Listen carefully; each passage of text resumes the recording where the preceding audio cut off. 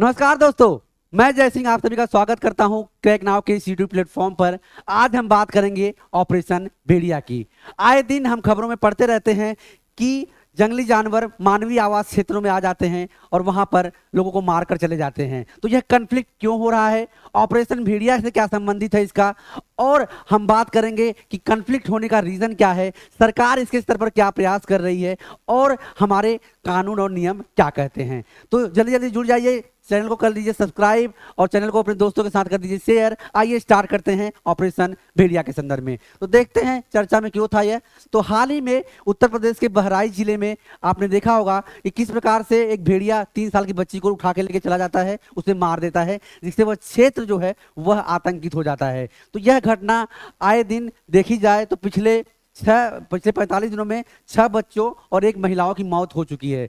तो यह घटना अपने आप में एक ऐसी घटना के रूप में प्रचारित हो रहा है, एक ऐसी घटना के रूप में देखने को मिल रहा है जो मानव और जानवरों के बीच में कन्फ्लिक्ट होता है। तो यह कन्फ्लिक्ट क्यों होता है? कई सारे लोग कहते हैं कि जो क्षेत्रीय आवास जानवरों का है उस पर मानव कैप्चर करता जा रहा है, आवास बनाता जा रहा है, रहने के लिए इंडस्ट्री लगाता जा रहा है, रहने के लिए घर बनाता जा रहा है। तो ये सारे कारण हैं इस कन्फ्लिक्शन के। तो आए दिन ऐसी घटनाएं देखने को मिलती हैं। उसी को लेकर उत्तर प्रदेश की योगी सरकार ने जो है ऑपरेशन भेड़िया स्टार्ट किया, जिसे देखते ही शूट एंड साइट का ऑर्डर दिया गया, क्योंकि ये ऐसे जानवर होते हैं जो नेचर में तो शर्मीले होते हैं लेकिन अकेले पाकर यह अटैक कर सकते हैं, जो उस 3 साल की बच्ची को मारने के बाद इस भेड़िया के द्वारा हुआ। तो मुख्य बिंदु अगर देखें तो ऑपरेशन भेड़िया, इसका उद्देश्य हाल के हमलों में के लिए जो जिम्मेदार भेड़िया हैं उनके झुंड को पकड़ना और उनको बेअसर करना यह है। प्रौद्योगिकियां और रणनीतियों का इस्तेमाल इसमें किया जा रहा है, जिसमें ड्रोन मैपिंग और थर्मल ड्रोन मैपिंग का उपयोग किया जा रहा है। साथ ही बात करें तो भेड़ियों को सुरक्षित रूप से पकड़ने के लिए उन्हें बेहोश करने की मंजूरी भी मिल गई है।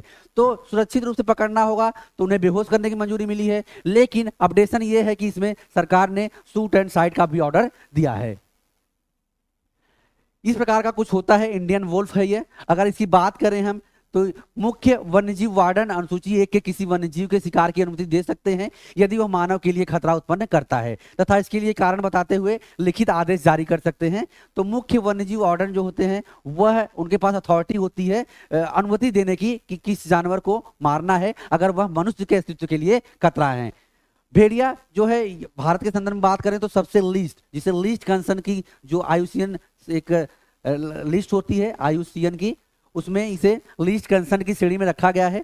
और वहीं बात करें हम वाइल्ड लाइफ प्रोटेक्शन एक्ट तो उसमें अनुसूची 1 में इसे रखा गया है, और साइट्स की बात करें तो परिशिष्ट 1 में इसे रखा गया है। तो जानवरों की अपनी एक कैटेगरी होती है कि उनकी क्षमता के अनुसार, या फिर बात करें कि उनकी जो एक संजीदगी है उसके अनुसार उन्हें कैटेगरी में रखा जाता है, जो कि वाइल्ड लाइफ प्रोटेक्शन एक्ट 1972 के तहत होता है।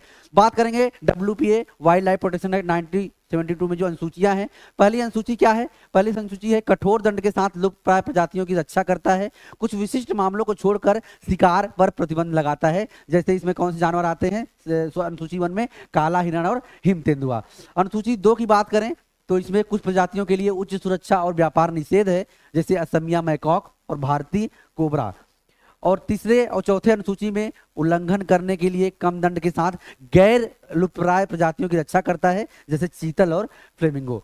तो यह कुछ कैटेगरीज हैं, कुछ अनुसूचियां हैं जिसके संदर्भ में बात कर रहे हैं। इसी में अनुसूची 5 है। अनुसूची 5 उन कृमि प्रजातियों की सूची बताता है जिनका शिकार किया जा सकता है, जैसे सामान्य कौवे और चूहे। और अनुसूची 6 जो एक लिस्ट है अंतिम, उसमें बताता है इसमें पौधे ऐसे रखे जाते हैं जो खेती और व्यापार को नियंत्रित करते हैं, जिसके लिए पूर्व अनुमति की आवश्यकता होती है, जैसे नीला वांडा। तो ऐसे कुछ आपके सामने ये चित्र बने हुए हैं। ये फूल जो है ये नीला वांडा है, चूहा है, कौवे हैं सामान्य। इनको एक निश्चित अनुसूची में रखा गया है और उसके आधार पर इनकी जो सुरक्षा होती है वह तय की जाती है वाइल्ड लाइफ प्रोटेक्शन एक्ट 1972 के तहत।